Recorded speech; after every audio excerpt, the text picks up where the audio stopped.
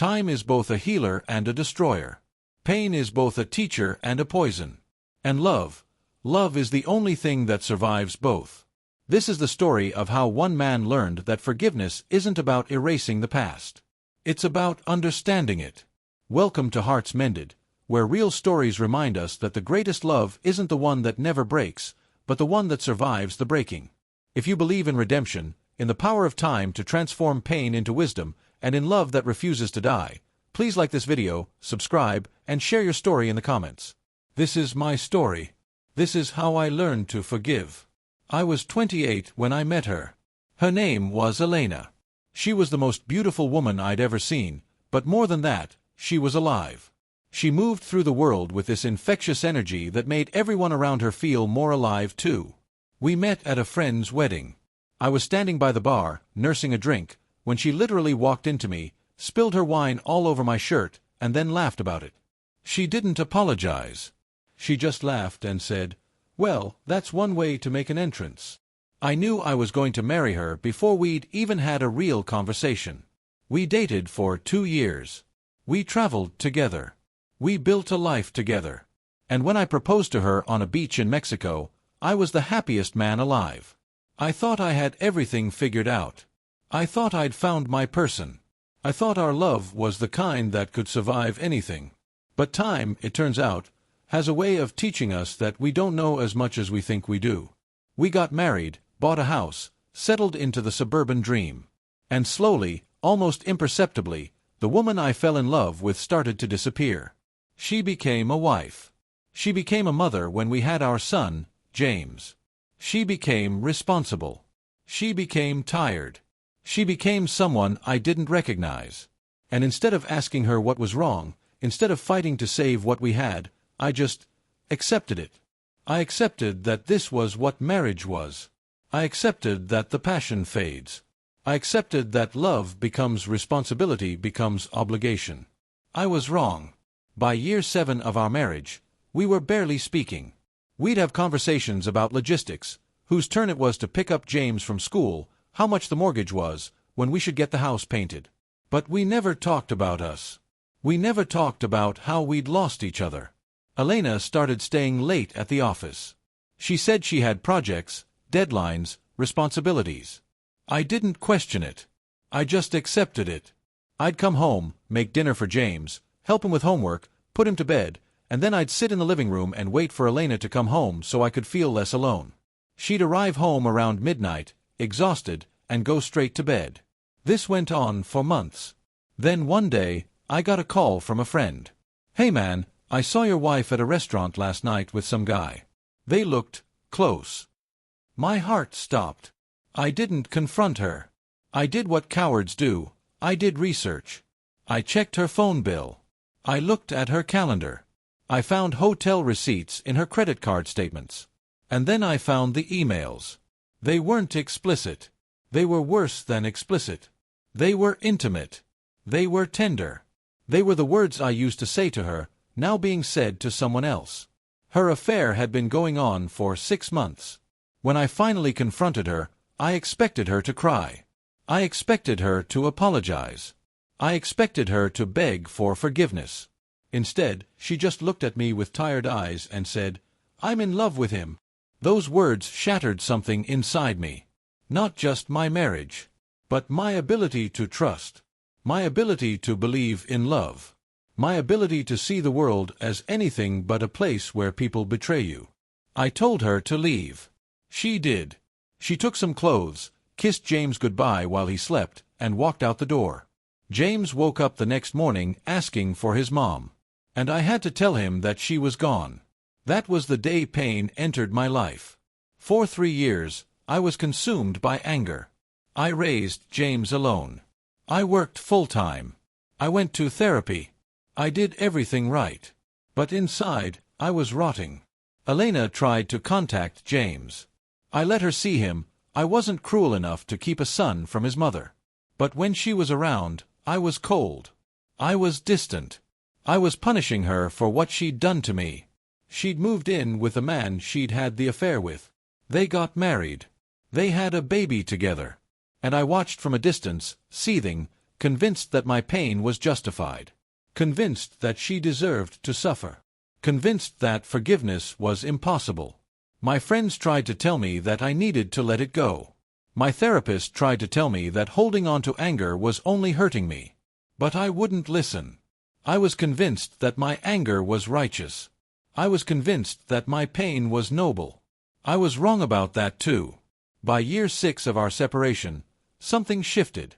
I was sitting in my therapist's office, and she asked me a question that changed everything. How much longer are you going to let her affair define your life? I didn't have an answer.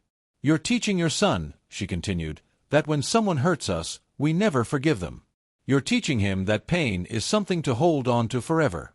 Is that what you want for him? I left that session in tears. That night, I called Elena and asked her to meet me for coffee.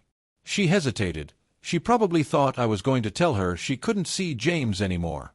But when we met, I said something I never thought I'd say: I want to understand. She looked at me like I'd spoken a different language. I want to understand why you did it, I said. Not to blame you, not to hurt you, but to understand. Because I've spent 6 years angry at you, and I'm tired. I'm so tired. Elena started crying. I've been waiting 6 years for you to ask me that, she said. And then she told me her truth. She told me that she'd felt invisible in our marriage. She told me that she'd tried to talk to me about it, but I'd never listened. She told me that the other man made her feel seen, valued, alive. She told me that when she realized she was in love with him, she was devastated because it meant losing me and James. But I was so unhappy, she said. I was dying inside, and I didn't know how to save myself without hurting everyone I loved. I listened. I didn't judge. And for the first time in 6 years, I heard her. Really heard her. After that conversation, things didn't magically fix themselves. We didn't get back together. We didn't become best friends overnight. But something shifted. I started to see Elena not as a villain, but as a human being who had made a mistake. A human being who had been in pain. A human being who was trying to survive just like I was. I realized something crucial. I had been so focused on how she'd hurt me that I'd never considered how much pain she must have been in to hurt me that way. Elena told me that she'd left our marriage not because she wanted to hurt me, but because she couldn't survive staying. She told me that every day without James was agony, but she couldn't undo what she'd done. She told me that she'd spent 6 years regretting how she did it, but not regretting that she left. And I understood. Not everything. Not all of it. But I understood enough to stop hating her. James, now 12, asked me one day, "Dad, are you ever going to forgive Mom?" I didn't have an answer. But I knew that I needed to find one. Not for Elena, but for James. Because my son deserved to see his father model forgiveness instead of bitterness. So I made a decision. I decided to forgive. Not because Elena deserved it. Not because what she did was okay. But because I couldn't carry the anger anymore. It was too heavy. It was poisoning my life. It was poisoning my relationship with my son. I called Elena and I said, "I forgive you." She cried. I cried. And in that moment, something shifted. The pain didn't disappear. The betrayal didn't disappear. But the hatred did. After I forgave Elena, our relationship transformed. We would never be husband and wife again. That door was closed. But we became something else. We became co-parents who respected each other. We became two people who had hurt each other deeply and chosen to heal anyway. James saw his mother more. He saw his parents civil with each other. He saw us at his school plays together, sitting in the same row. He saw us smiling at each other when we talked about his achievements. One day, Elena's husband reached out to me. He said, "I want to thank you." "For what?" I asked. "For forgiving her," he said. "She carries so much guilt about what she did to you and James. Your forgiveness has freed her in a way I couldn't. I see her lighter now. I see her happier. And I want you to know that I see what she lost, and I'm grateful you let her have a second chance." I didn't know what to say to that. Time had passed. Pain had transformed into wisdom. And love, not romantic love, But the deeper love of two people who had been through hell together and chosen to come out on the other side with grace had filled the space where anger used to be. I'm not going to tell you that everything is perfect now. I'm not going to tell you that I don't sometimes think about what we lost. I'm not going to tell you that forgiveness solved everything. But I will tell you this: forgiveness gave me my life back. It gave me the ability to be present for my son without carrying the weight of my past. It gave me the ability to see Elena as a human being instead of a villain. It gave me peace. And that, it turns out, is worth more than any vindication, any bitterness, any anger could ever be. Time is a healer. Pain is a teacher. And love is the only thing that can bridge the gap between them. If you are carrying pain from a betrayal, if you are holding on to anger because it feels like the only thing you have left, I want you to know that forgiveness is possible. It's not about letting the other person off the hook. It's about setting yourself free. Forgiveness doesn't mean the pain disappears. It means you stop letting the pain define you. It means you transform it into something that makes you wiser, kinder, more human. Like this video if this story moved you. Subscribe to Hearts Mended for more stories of redemption, reconciliation, and the healing power of forgiveness. And please, share your story in the comments.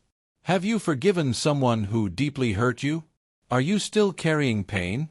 Is there someone in your life you need to forgive? Your stories matter. Your healing matters. Thank you for listening to my story. Thank you for understanding that forgiveness isn't weakness, it's the strongest thing we can do.